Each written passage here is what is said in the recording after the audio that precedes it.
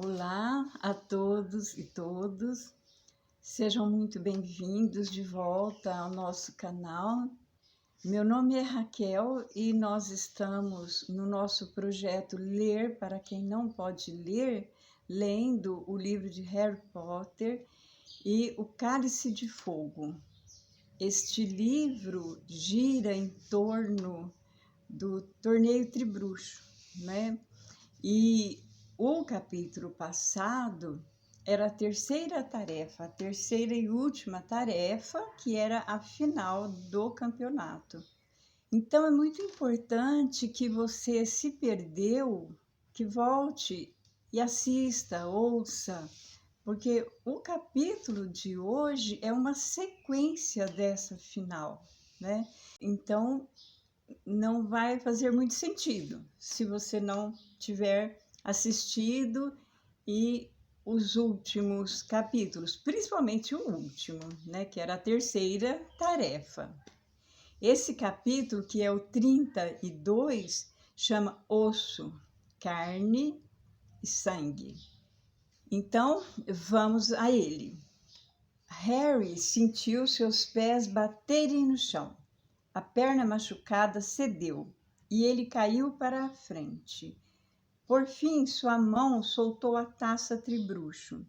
Ele ergueu a cabeça. Onde estamos? Perguntou. Cedrico sacudiu a cabeça. Levantou-se, ajudou Harry a ficar de pé e os dois olharam a toda volta. Estavam inteiramente fora dos terrenos de Hogwarts.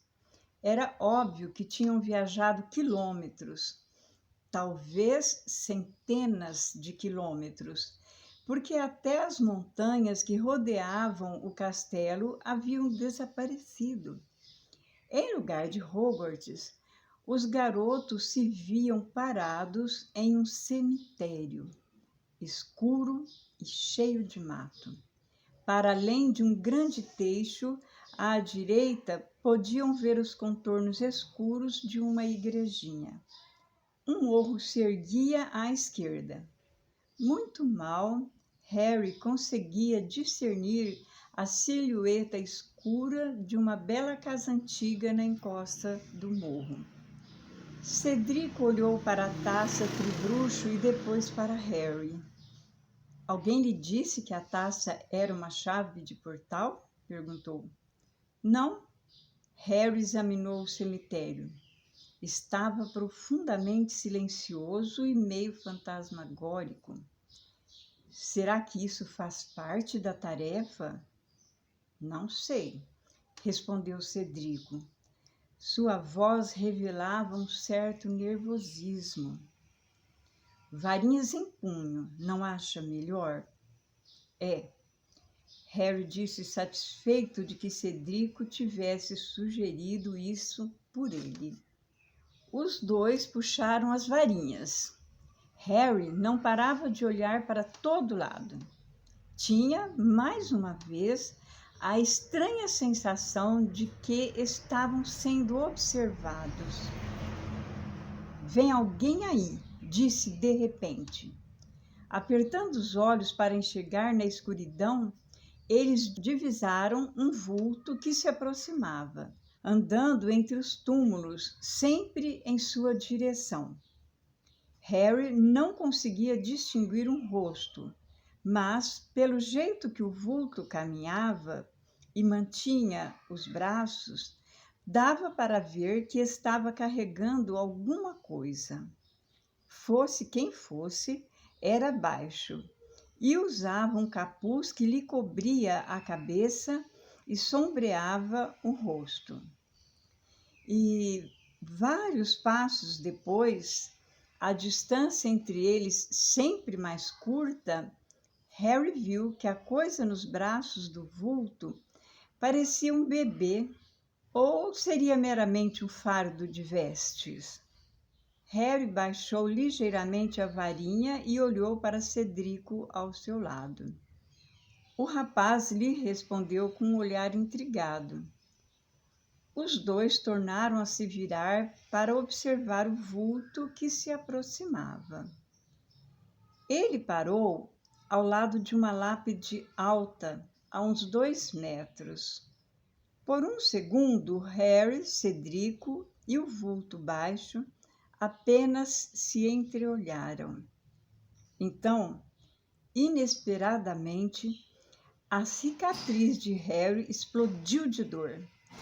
Foi uma agonia tão extrema como jamais sentira na vida. Ao levar a mão ao rosto, a varinha lhe escapou dos dedos. Seus joelhos cederam. Ele caiu ao chão e não viu mais nada. Sua cabeça pareceu prestes a rachar. De muito longe, acima de sua cabeça, ele ouviu uma voz fria e aguda dizer: "Mate o outro." Um zunido e uma segunda voz que arranhou o ar da noite: "Avada Kedavra." Um relâmpago verde perpassou as pálpebras de Harry e ele ouviu alguma coisa pesada cair no chão ao seu lado. A dor de sua cicatriz atingiu tal intensidade que ele teve ânsias de vomitar. Em seguida, diminuiu. Aterrorizado com o que iria ver, ele abriu os olhos ardidos. Cedrico estava estatelado no chão ao seu lado, os braços e pernas abertos, morto. Por um segundo que continha toda a eternidade, Harry fitou o rosto do colega.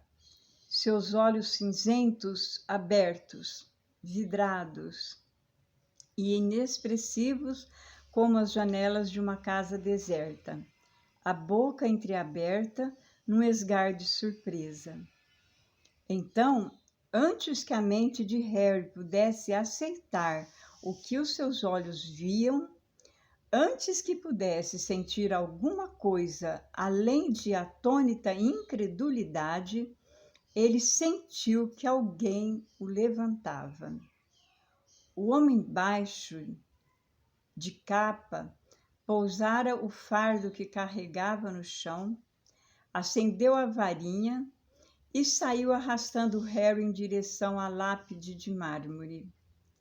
O garoto viu o nome ali gravado faiscar à luz da varinha, antes de ser virado e atirado contra a pedra. Tom Riddle. O homem da capa agora estava conjurando cordas para prender Harry com firmeza, amarrando-o à lápide, do pescoço aos tornozelos. O garoto ouviu uma respiração rápida e rasa saindo do fundo do capuz. Ele se debateu e o homem lhe deu uma bofetada com uma mão a que faltava um dedo. E Harry percebeu quem estava sob o capuz. Era Rabicho. "Você!" exclamou ele.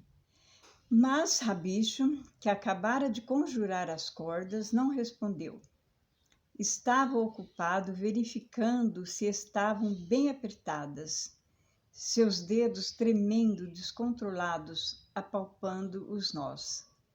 Uma vez convencido de que Harry estava amarrado à lápide, sem a menor folga e que não conseguiria se mexer, Rabicho tirou um pano preto de dentro das vestes e enfiou-o com violência na boca de Harry. Depois, sem dizer palavra, virou as costas e se afastou depressa. O garoto não podia emitir som algum, nem ver aonde fora Rabicho. Não podia virar a cabeça para ver além da lápide. Só podia ver o que estava diretamente em frente. O corpo de Cedrico se encontrava a uns 6 metros de distância. Mais adiante, refugindo à luz das estrelas, jazia a taça Tribruxo. A varinha de Harry ficara caída no chão aos pés do rapaz. O fardo de roupas que Harry imaginara que fosse um bebê continuava junto à lápide. Parecia estar se mexendo incomodado. O garoto observou e sua cicatriz queimou de dor. E, de repente, ele concluiu que não queria ver o que estava naquelas roupas. Não queria que o fardo se abrisse. Harry ouviu então um ruído aos seus pés. Baixou os olhos e viu uma cobra gigantesca deslizando pelo capim, circulando em torno da lápide, a que ele fora amarrado. A respiração asmática e rápida de Rabicho estava se tornando mais ruidosa agora. Parecia que arrastava alguma coisa pesada pelo chão. Então, ele tornou a entrar no campo de visão de Harry, e o garoto pôde ver que o bruxo empurrava um caldeirão de pedra para perto do túmulo. Continha alguma coisa que parecia água. Harry a ouviu sacudir, e era maior do que qualquer outro caldeirão que Harry já tivesse usado. Sua circunferência era suficientemente grande para caber um adulto sentado. A coisa embrulhada no fardo de vestes no chão se mexeu com mais insistência, como se estivesse tentando se desvencilhar. Agora, Rabicho estava mexendo com uma varinha no fundo externo do caldeirão. De repente, surgiram chamas sob a vasilha. A enorme cobra deslizou para longe, mergulhando nas sombras. O líquido no caldeirão parecia estar esquentando bem rápido. Sua superfície começou não somente a borbulhar, mas também a atirar para o alto faíscas incandescentes, como se estivesse em chamas. O vapor se adensou e borrou a silhueta de Rabicho, que cuidava do fogo. Seus movimentos sob a capa se tornaram mais agitados, e Harry ouviu mais uma vez a voz aguda e fria. Ande depressa! Toda a superfície da água estava iluminada pelas faíscas. Parecia cravejada de diamantes. Está pronto, meu amo? Agora, disse a voz fria. Rabicho abriu o fardo de vestes no chão, revelando o que havia nele. E Harry deixou escapar um grito que foi estrangulado pelo chumaço de pano que arrolhava sua boca. Era como se Rabicho tivesse virado uma pedra e deixado à mostra algo feio, pegajoso e cego. Mas pior, 100 vezes pior, a coisa que Rabicho andara carregando tinha a forma de uma criança humana encolhida. Só que Harry nunca vira nada que se parecesse menos com uma criança. Era pelada, de aparência escamosa, de uma cor preta avermelhada e crua. Os braços e pernas eram finos e fracos, e o rosto... Nenhuma criança viva jamais tivera um rosto daqueles. Era plano e lembrava o de uma cobra, com olhos vermelhos e brilhantes. A coisa tinha uma aparência quase desamparada. Ela ergueu os braços magros e passou-os pelo pescoço de Rabicho, e este a ergueu. Ao fazer isso, seu capuz caiu para trás, e Harry viu, à claridade do fogo, a expressão de repugnância em seu rosto fraco e pálido, enquanto transportava a criatura para a borda do caldeirão. Por um instante, o garoto viu o rosto plano e maligno iluminar-se com as faíscas que dançavam na superfície da poção. Então, Rabicho a depositou dentro do caldeirão. Ouviu-se um silvo e ela submergiu. Harry escutou aquele corpinho frágil bater no fundo do caldeirão com um baque suave. Tomara que se afogue, pensou o garoto, a cicatriz doendo muito mais do que era possível suportar. Por favor, tomara que se afogue. Rabicho estava falando. Sua voz tremia. Ele parecia assustadíssimo. Ergueu a varinha, fechou os olhos e falou para a noite. Osso do pai, dado sem saber. Renove, filho. A superfície do túmulo aos pés do garoto rachou. Horrorizado, Harry observou um fiapo de poeira se erguer no ar à ordem de Rabicho e cair suavemente no caldeirão. A superfície diamantífera da água se dividiu e chiou. Disparou faíscas para todo lado e ficou um azul vívido e peçonhento. Rabicho choramingou. Tirou um punhal longo, fino e brilhante de dentro das vestes. Sua voz quebrou em soluços petrificados. Carne do servo, dado de bom grado. Reanime o seu amo. Ele esticou a mão direita à frente, a mão em que faltava um dedo. Segurou o punhal com firmeza na mão esquerda e ergueu-o. Harry percebeu o que Rabicho ia fazer um segundo antes de acontecer. Fechou os olhos com toda a força que pôde, mas não conseguiu bloquear o grito que cortou a noite e que o atravessou como se ele tivesse sido apunhalado também. Ouviu alguma coisa cair ao chão. Ouviu a respiração ofegante e aflita de Rabicho.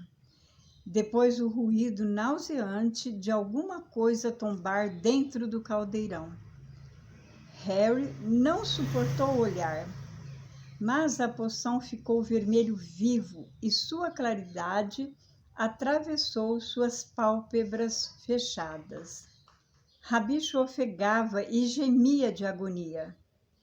Somente quando Harry sentiu sua respiração aflita no próprio rosto é que percebeu que o bruxo estava bem diante dele. Sangue do inimigo, tirado à força. Ressuscite seu adversário. Harry nada pôde fazer para impedir isso. Estava muito bem amarrado. Procurando ver mais embaixo, lutando inutilmente contra as cordas que o prendiam, ele viu o punhal de prata reluzente tremer na mão de Rabicho que restava. Sentiu a ponta da arma furar a dobra do seu braço direito e o sangue fluir pela manga de suas vestes rasgadas. Rabicho, ainda ofegando de dor, apalpou o bolso à procura de um frasquinho que ele aproximou do corte de Harry para recolher o sangue. O bruxo cambaleou de volta ao caldeirão com o sangue do garoto. Despejou-o ali. O líquido no caldeirão ficou instantaneamente branco, ofuscante.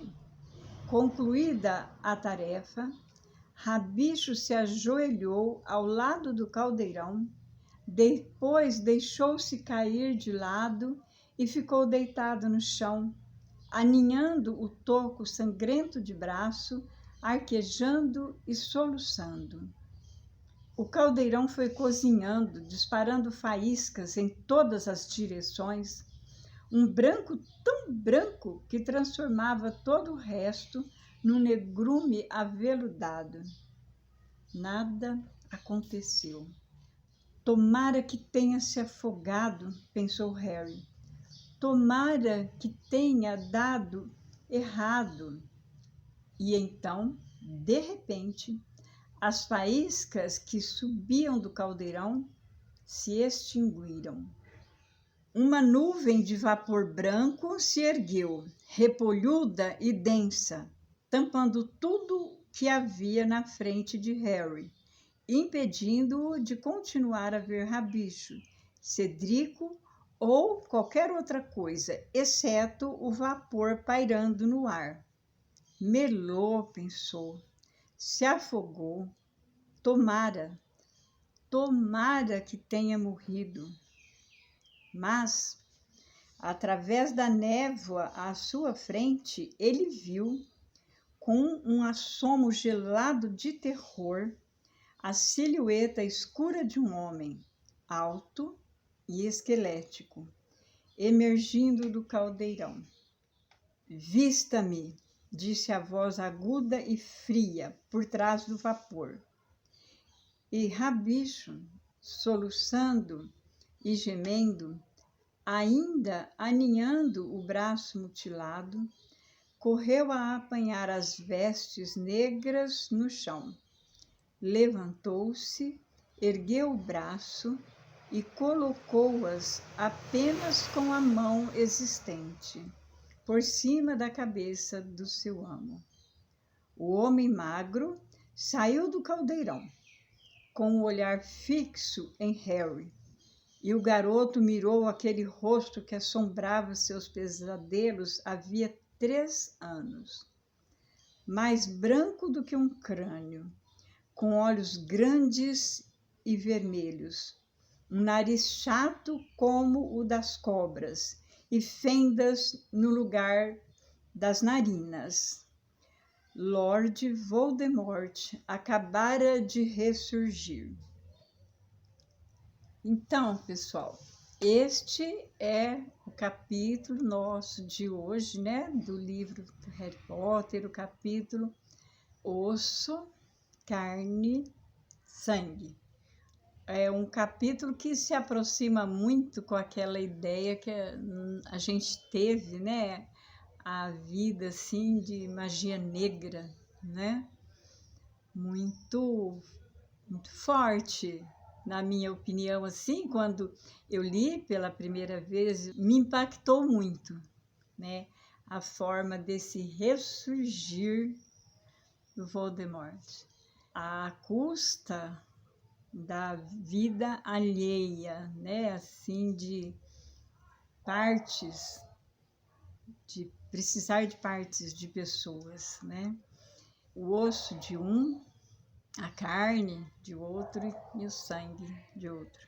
Ele precisou do sangue do Harry, né, para renascer. E o terror do Harry, né, ficou lá, amarradinho, ao lado do amigo morto, e esperando, vendo o renascer daquele ser trevoso do mal, né?